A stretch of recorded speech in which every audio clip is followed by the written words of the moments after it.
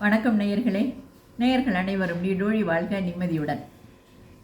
இப்போ ஒரு விஷயத்தை பற்றி பார்க்கலாமா? உதறிய உறவுகள். அதாவது அந்த காலத்தில் நம்ம தூரத்து உறவினர் கூட நமக்கு ஏதாவது ஒரு கஷ்ட நஷ்டமாகட்டும், ஒரு பிரச்சனையாகட்டும், உடனே ஓடி வருவாங்க. பண உதவியாகட்டும், ஒரு ஆறுதல் வார்த்தையாகட்டும், நமக்கு எப்போயும் பக்க பலமாக இருப்பாங்க. அவங்க கூட இருக்கிறதே நமக்கு ரொம்ப பலமாக ஃபீல் பண்ணுவோம். ஆனால் இப்போ நம்ம கூட பிறந்தவங்க கூட ஏதோ ஒரு காரணத்தினால அந்நியப்பட்டு போயிடுறாங்க. நம்ம மேட்ரிமோனியல்லையும் சரி, நான் எழுத்தாளருங்கிறதுனால கவுன்சிலிங் வர்றவங்கள்ட்டையும் பார்க்குறேன். நிறைய பேர் இந்த விஷயத்தினால பாதிப்படைஞ்சிட்றாங்க. நான் அவங்களுக்கு எவ்வளவோ நல்லது செஞ்சேங்க, ஆனால் கடைசியில் அவங்க இப்படி பண்ணிட்டாங்க. அதுலேருந்தே எனக்கு மனசு ரொம்ப பாதிச்சிருச்சு, உடம்பு பாதிச்சிருச்சுன்னு வைங்க, இப்படின்னு சொல்லி புலம்புவாங்க. அவங்களுக்கான பதிவு இது.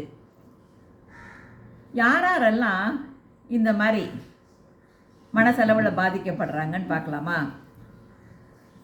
அதாவது நான் ஒருத்தர் மேலே நம்ம மலை போல் நம்புறது அவங்கள, இவங்க என்றைக்கு நம்ம கூட இருப்பாங்க, நம்ம வாழ்க்கையில் நமக்கு என்றைக்கு பக்கபலமாக இருப்பாங்க, உறுதுணையாக இருப்பாங்க அப்படின்னு நம்மளை அறியாமல் அவங்க மேலே அன்பு வச்சு மலை போல் அவங்கள நம்பிடுறது. ஆனால் இதில் ஒரு விஷயம் என்னென்னா, நம்ம எவ்வளவுக்கு எவ்வளவு கள்ளங்கப்படம் இல்லாமல் ஒரு வெள்ளை மனசோட சுயநலம் இல்லாமல் அவங்கள்ட்ட பழகிறோமோ, அதை விட 10 பங்கு அவங்க கல்மிஷமான மனதோட சுயநலத்தோட கள்ளங்கப்படத்தோடு நம்மகிட்ட பழகியிருப்பாங்க. ஆனால் நமக்கு அது கடைசி வரைக்கும் புரியாது. சுட்டுக்கிட்ட பிறகு தான் நமக்கு புரியும். என்ன இந்த மாதிரி நேரத்தில் நம்ம செய்ய வேண்டியது என்ன?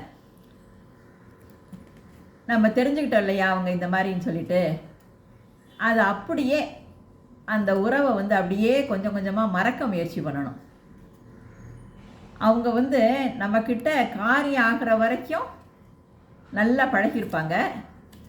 காரியம் ஆன பிறகு, அதாவது இவங்களால் நமக்கு இனிமேல் ஒன்றும் ஆக வேண்டியதில்லை, என்ன எல்லா விஷயமும் முடிஞ்சிருச்சு, இவங்களால் நமக்கு இனிமேல் எந்த பிரயோஜனமும் இல்லை, நம்ம தான் திருப்பி செய்கிற மாதிரி இருக்கும் அப்படிங்கிற நிலை வர்றப்ப நம்மளை விட்டு விலகிறதுக்கு அவங்க காரணம் தேடுவாங்க. இவங்க இந்த மாதிரி செஞ்சிட்டாங்க, இவங்க எப்படி சொல்லிட்டாங்க அப்படின்னு சொல்லி காரணத்தை கண்டுபிடிச்சி அதை மிச்ச உறவினர்கள்ட்ட எல்லாம் சொல்லி தான் மேலே எந்த தப்பும் இல்லைங்கிற மாதிரி சொல்லி அப்படியே மெல்ல மெல்ல விலகி போவாங்க. என்ன இதுலேருந்து என்ன தெரியுதுன்னா, அவங்கள்ட்ட உண்மையான அன்பு இல்லைன்னு தெரியுது. இப்படி சுத்தமாக அவங்க மேலே ஒரு அன்பு இல்லாதவங்களுக்காக நினச்சி நீங்கள் ஏன் கவலைப்படுறீங்க? நம்ம இந்த நேரத்தில் நமக்கு ஆண்டவனுக்கு தான் நன்றி சொல்லணும். அவங்க சுய ரூபத்தை இப்போ காட்டி கொடுத்துட்டாங்க இல்லையா ஆண்டவன் அப்படின்ட்டு, அவங்க சுய ரூபம் நமக்கு நல்லா தெரிஞ்சு போச்சு இல்லையா? அதுக்காக நம்ம ஆண்டவனுக்கு நன்றி தெரிவிச்சுட்டு நீங்கள் விளக்கிறணும்.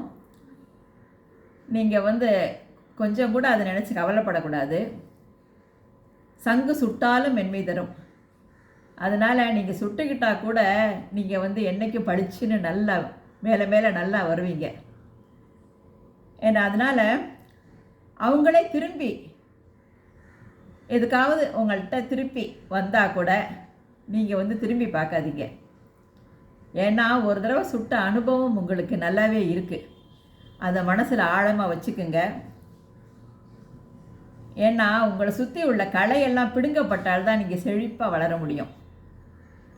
அதனால் எதுக்கும் கவலைப்படாதீங்க. என்ன ஆண்டவன் உங்கள் கூட இருக்கார். All the best. வாழ்த்துக்கள்.